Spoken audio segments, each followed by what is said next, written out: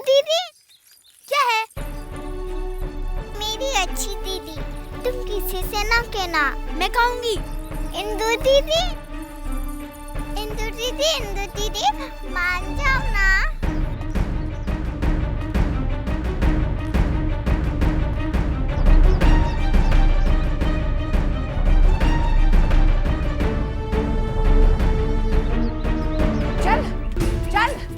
शांता, डाल दे इसे अंदर कूप में। अब कहीं इसके कारण हमें बिठोर से भी निर्वासित ना होना पड़े। जा, ले जा इसे।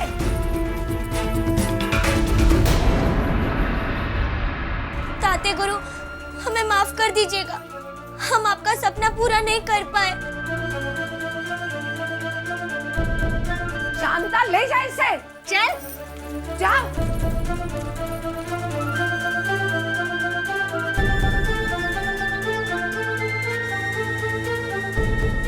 मान जाओ ना इंदु दीदी, मान जाओ ना।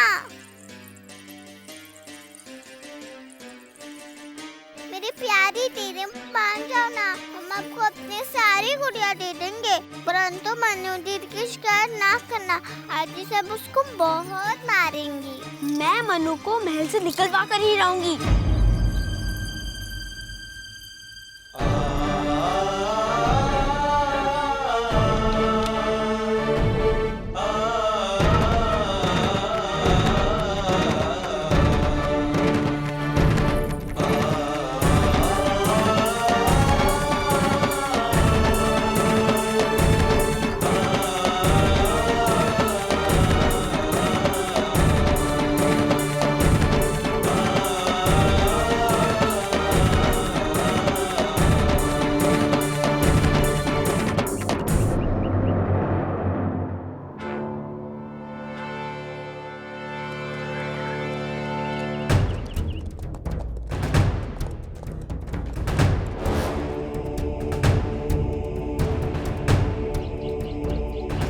ऐसे ऐसे करके ऐसे और पतला कर दे उसको, ठीक है?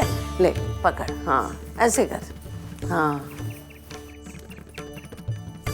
ये शांता, अरे इतनी मोटी बाती नहीं, पतली बाती बनानी है बाबा। ये देख ऐसे, थोड़ा सा तेल हाथ में ले ले, ऐसे। देखा, हुई ना पतली? जी।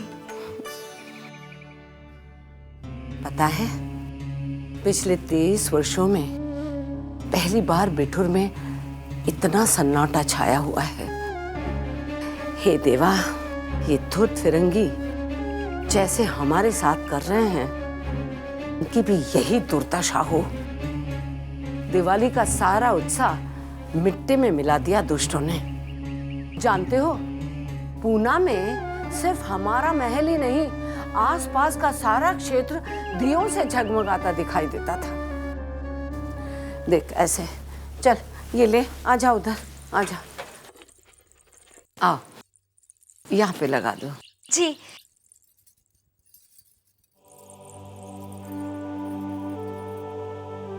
आई साहब, हम लोग पूरे महल के कोने कोने में दिए जलाएंगे। जब दिल ही बुझा हुआ है तो दिए का प्रकाश भी बुझा बुझा लगता है शांता।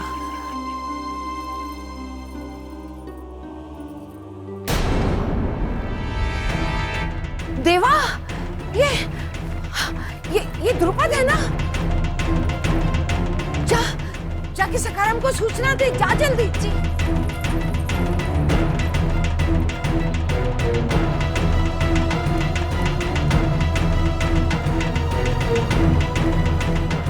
अरे द्रुपद,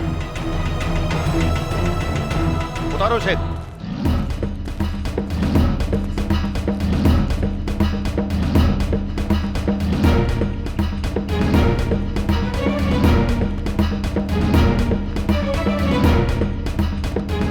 तुम यहाँ क्या कर रहे थे?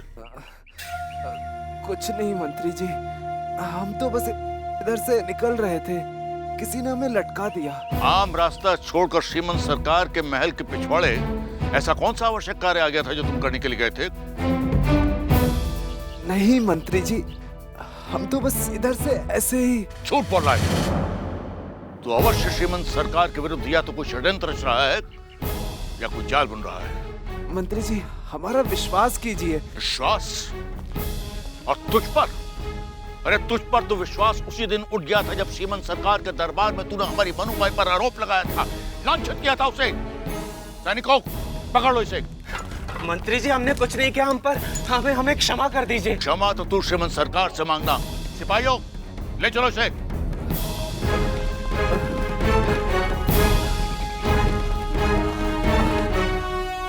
हमारी बाहरी दरवाजे पर उल्टा लटका दिया था।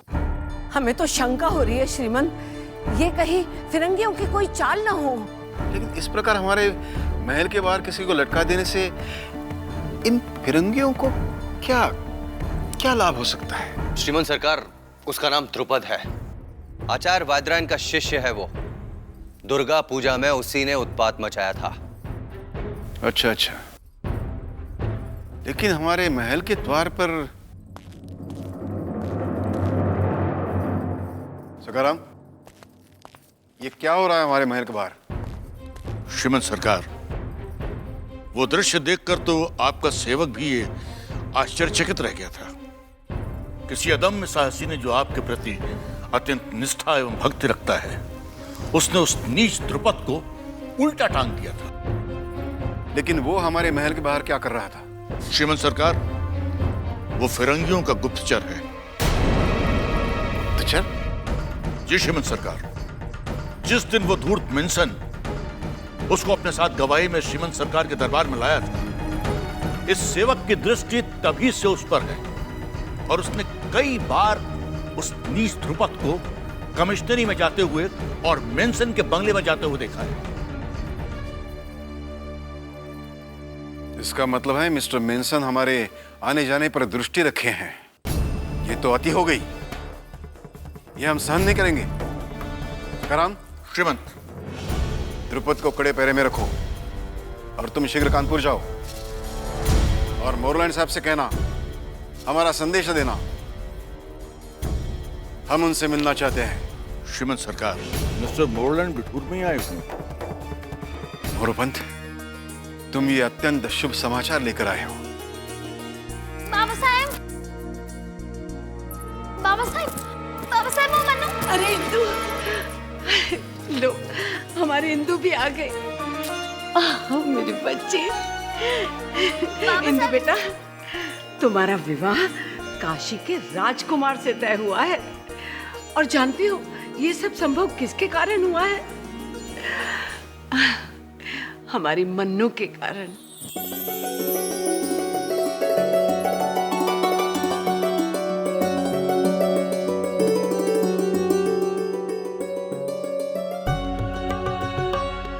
मन्नू बेटा, आज तुमने सिद्ध कर दिया कि दूसरों के लिए तुम अपने भविष्य की भी परवाह नहीं करती।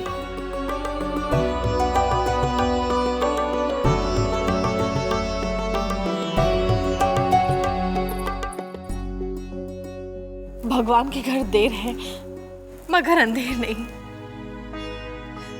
जानती हो, जब मन्नू को पता चला कि उसके पिताजी उसके लिए वर ढूंढने काशी जा रहे हैं, तो उसने चुपके से उनके सामान में अपनी कुंडली निकालकर तुम्हारी कुंडली रख दी। तुम इससे घृणा करती हो?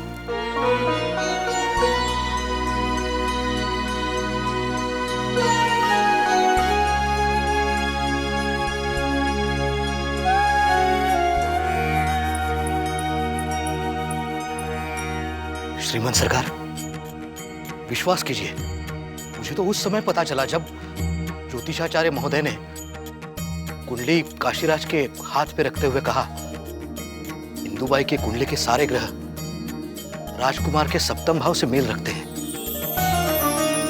मैं तो आश्चर्यचकित रह गया, क्योंकि मैं कुंडली तो मनु की लेकर गया था। फिर ये हाँ मोरोपन, मन्नू ने हमारी इंदु के लिए जो किया है। वैनी साहब, हमारी छबीली ने आज तक जो भी किया है वो दूसरों के लिए किया है।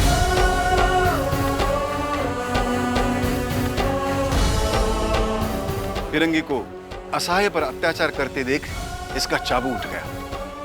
और यही फिरंगी जब कानपुर में किसी गरीब किसान की पगड़ी उछाल रहे थे, तब सब मूक दर्शक बने खड़े रहे। तभी हमारी छबीली ने उन्हीं के खेल में उन्हें हारा कर विवश कर दिया कि अगर किसी हिंदुस्तानी की पगड़ी उछालोगे तो उसके सर पर वही पगड़ी सम्मान के साथ रखना पड़ेगा। और उन्हें वो करना पड़ा।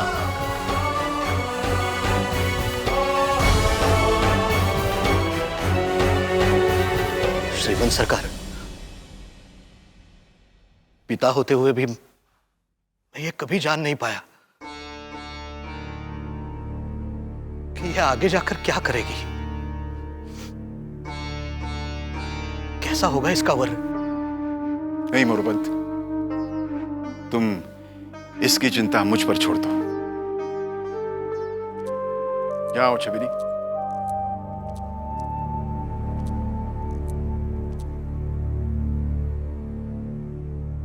इसका वर तो हम स्वयं ढूंढेंगे।